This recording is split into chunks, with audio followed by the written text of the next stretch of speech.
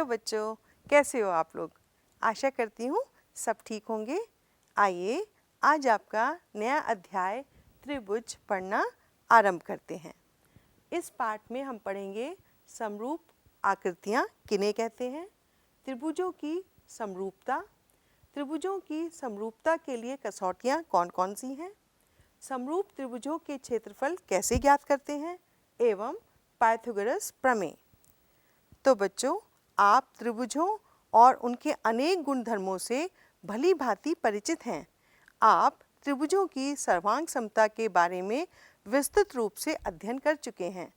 याद कीजिए कि दो त्रिभुज सर्वांगसम तब कहे जाते हैं जब उनके समान आकार शेप तथा समान आमाप साइज हों। यहाँ हम ऐसी आकृतियों के बारे में अध्ययन करेंगे जिनके आकार समान हो परंतु उनके आमाप का समान होना आवश्यक नहीं हो।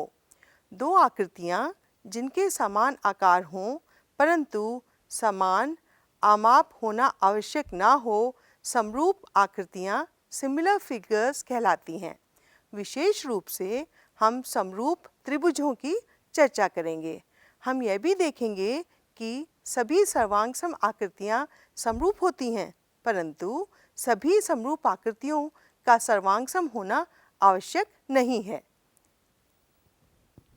भुजाओं की समान संख्या वाले दो बहुभुज समरूप होते हैं यदि उनके संगत कोण बराबर हों तथा इनकी संगत भुजाएं एक ही अनुपात में अर्थात समानुपाती हों।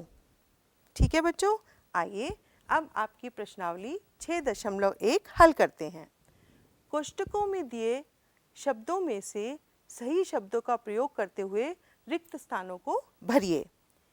सभी वृत्त होते हैं क्या सर्वांगसम या समरूप?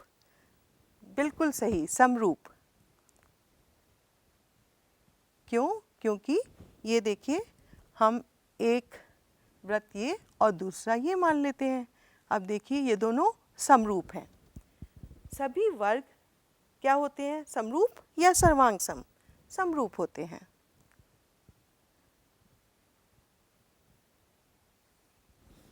अगला देखिए, सभी त्रिभुज समरूप होते हैं। कौन से? समद्विबाहु या समबाहु? समबाहु।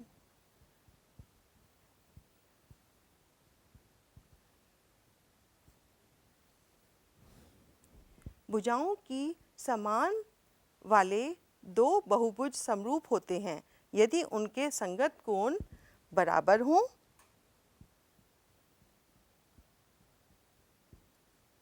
तथा उनकी संगत भुजाएं समानुपाती हों।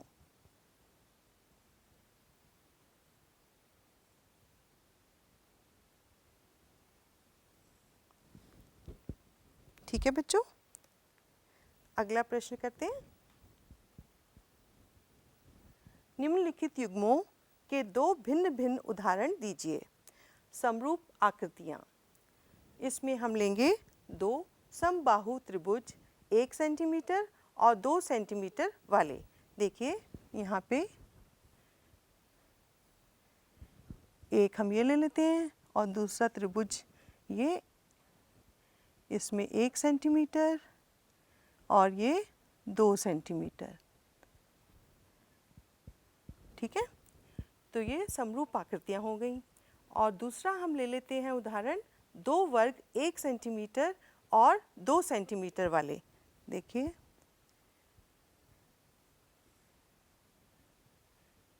ये 1 सेंटीमीटर का वर्ग है और दूसरा हो गया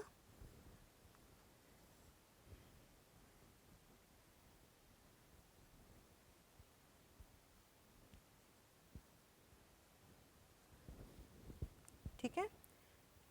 अगला, ऐसी आकृतियाँ जो समरूप नहीं हैं, इसमें हम समलंब और वर्ग। समलंब में ये हो गया समलंब और ये हो गया हमारा वर्ग। ये आकृतियाँ समरूप नहीं हैं। त्रिभुज और समांतर त्रिभुज, चतुर्भुज। त्रिभुज और समांतर चतुर्भुज, त्रिभुज और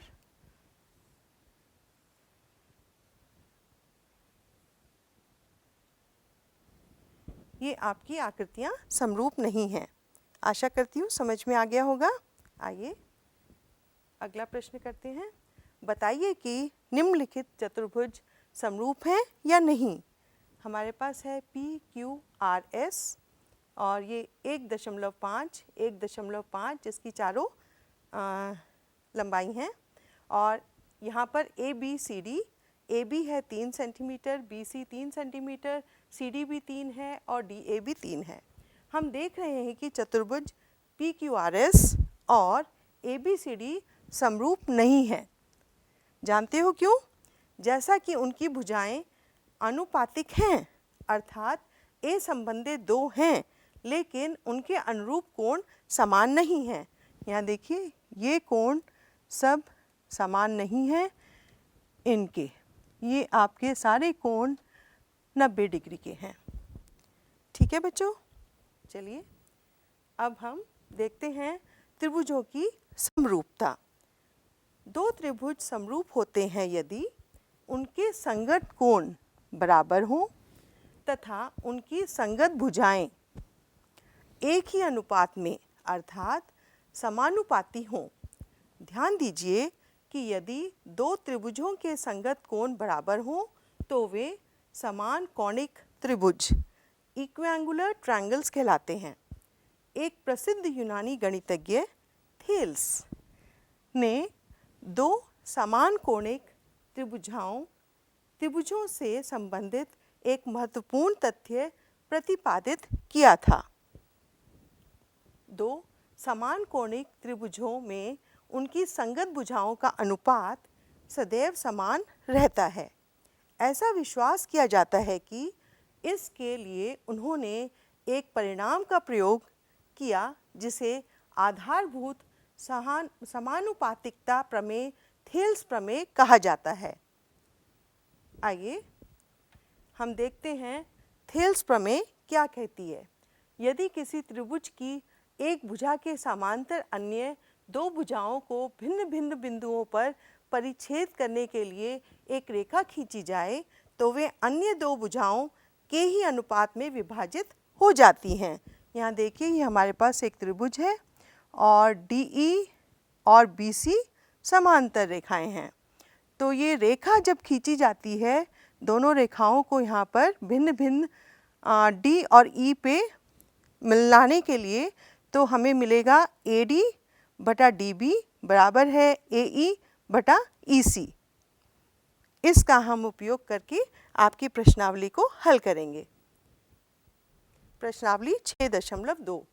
पहला प्रश्न है, आकृति में DE समांतर है BC और EC ज्ञात करना है हमें। आप देखिए ABC में AD 1.5 है, DB 3 सेंटीमीटर है, AE 1 सेंटीमीटर है और EC x मान लेते हैं हम। EC को हमने x मान लिया क्योंकि हमें दिया है त्रिभुज ABC में DE समांतर है BC के, इसलिए आधारभूत समानुपातिकता प्रमेय AD बटा DB बराबर होगा AE बटा EC के। हम लिख पाएंगे 1.5 बटा 3 बराबर है 1 बटा x के, जिसको हम हल करके पाते हैं x बराबर 3 बटा 1.5। इस प्रकार हमें x 2 सेंटीमीटर मिलता है। ठीक है, आइए अगला प्रश्न करते हैं। किसी त्रिभुज PQR की भुजाओं PQ और PR पर क्रमशः बिंदु E और F स्थित हैं। निम्नलिखित स्थिति के लिए बताइए कि क्या EF समांतर है QR के। इसमें हमें दिया है PE 3.9, EQ 3 सेंटीमीटर और PF 3.6 सेंटीमीटर और FR है 2.4 सेंटीमीटर। तो इसलिए PE बटा EQ हम निकालते हैं। पहले कितना आएगा 3.9 बटा 3, जिसको हम हल करके देखते हैं कि 1.3 आ गया, तथा PF बटा FR कितना होगा 3.6 बटा 2.4। इसको हम हल करके देखेंगे। 12 से काट देते हैं, 12 दूना 24 और 12 तिये 36। ये होगा 3/2 के बराबर, जो है 1.5। अब देखिए ये आया था हमारे पास 1.3 और यहाँ पे है हमारे पास 1.5। क्या ये दोनों बराबर हैं? नहीं, क्योंकि PE/EQ बराबर नहीं है PF/FR के, अतः EF और QR समांतर नहीं हैं। समझ में आया बच्चों? चलिए अगला प्रश्न करते हैं। आकृति में यदि LM समांतर है CB और LN समांतर है CD हो तो सिद्ध कीजिए कि AM/AB बराबर होगा AN/AD के। देखिए बहुत ही प्यारा प्रश्न है। आपके पास ABC त्रिकोण है, इसमें हमारे पास LM समांतर है CB के। तो हम क्या लिख सकते हैं? आधारभूत समानुपातिकता प्रमेय के अनुसार हम लिख पाएंगे AM/AB। देखिए AM/AB बराबर होगा AL/AC, AL/AC। ठीक है, तो इसी प्रकार हमें दिया है ADC। इस त्रिभुज में हमें दे रखा है NL समांतर है CD के, और जैसे हमने इस त्रिभुज में किया इसी प्रकार हम यहाँ पर आधारभूत समानुपातिकता प्रमेय से हम लिख सकते हैं AN/AD बराबर होगा AL/AC के।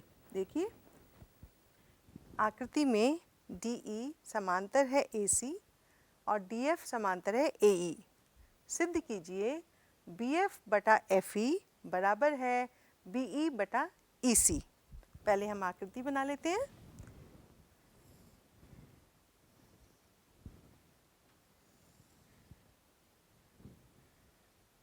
ये हमारे पास त्रिभुज है ABC। ये हम ले लेते हैं AE और ये हमारे पास है DF। इसको हम जोड़ देते हैं। हमें दिया हुआ है DE समांतर है AC के और DF समांतर है AE के। हम इसमें 2 बार आधारभूत समानुपातिकता प्रमेय प्रयोग करके सिद्ध करेंगे। देखिए कैसे। पहले हम लेंगे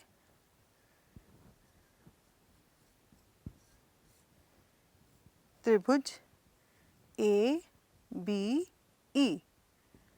इसमें हमें दिया हुआ है DF समांतर है AE। तो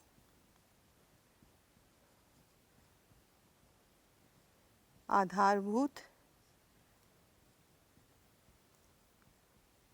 समानुपातिकता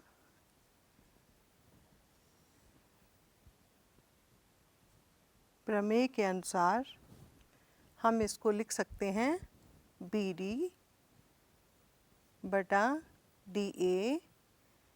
बराबर होगा BF/FE। ठीक है बच्चों, इसको हम पहली समीकरण ले लेते हैं। अब हम दूसरी त्रिभुज लेते हैं ABC। इसमें हमें क्या दिया हुआ है? DE समांतर है AC। हम दोबारा आधारभूत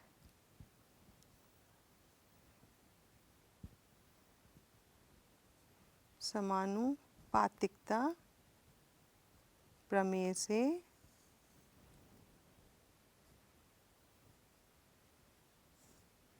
क्या लिख सकते हैं?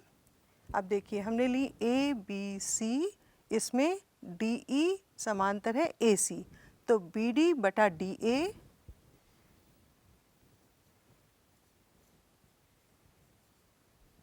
बराबर होगा BE बटा EC।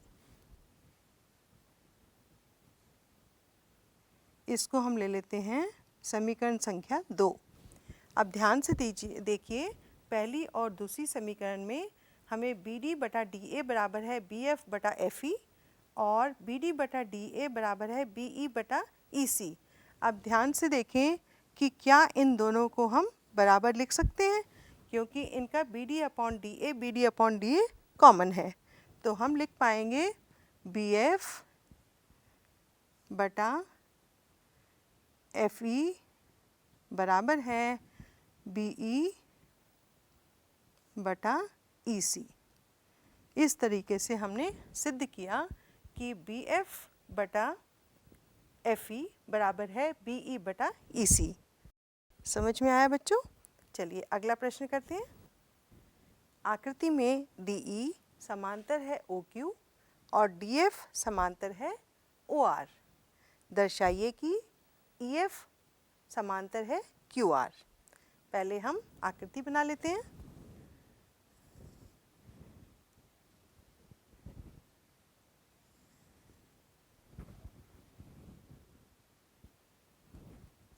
ये हमारा है PQR और यहाँ एक बिंदु हम ले लेते हैं।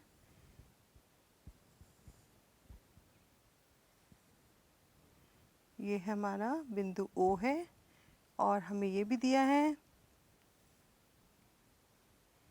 ये हमारे पास EF है और ये है D। हमें क्या दिया हुआ है? DE समांतर है OQ। इसका मतलब DE समांतर है OQ। और क्या दिया हुआ है? DF समांतर है OR। ये देखिए DF समांतर है OR। और हमें बताना है EF समांतर है QR। तो देखिए हम इसको कैसे हल करेंगे।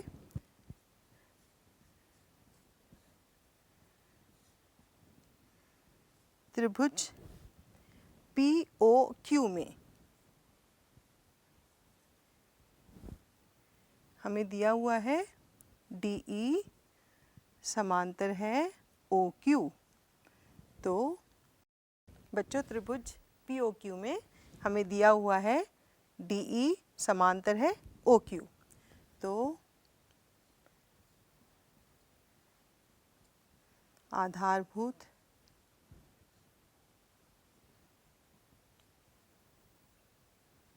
समानुपातिकता प्रमेय द्वारा हम लिख सकते हैं PE बटा EQ बराबर है PD बटा DO। इसको हम पहला समीकरण ले लेते हैं। अब हम लेंगे POR। त्रिभुज POR में क्या दे रखा है बच्चों? DF समांतर है OR। अब फिर हम आधारभूत